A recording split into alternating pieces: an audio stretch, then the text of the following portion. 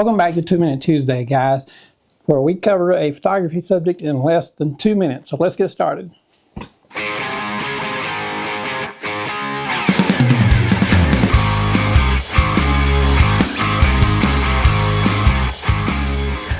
So I looked up what were the best 5 cameras you could get for less than $500. I didn't go into what fields you were doing, but I did try to cover each type of camera: full frame, APS-c, and micro four thirds.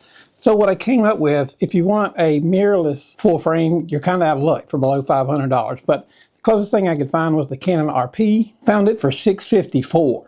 So not a bad price, but a little bit over our $500 mark. But if you want a DSLR, you can get the Canon 6D for $400. So that's a pretty good price. And then I kept going. I went to the APS-c for Canon, found the Canon 80D. If you look hard enough, you can find it for $499. It's right on the border of topping $500, but did find some for $499 in pretty good shape. Then for our last category would be the micro four thirds.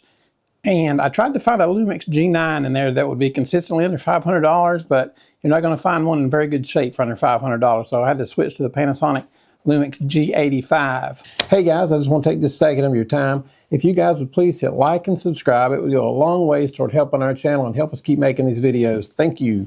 Which I found consistently at about $430 to $450. So with that in mind, those are your list of cameras that you can get started in for less than $500. If you guys have any questions, my email's at the bottom. Give us a big thumbs up and hit subscribe for helping you guys out. Thanks. Have a good day.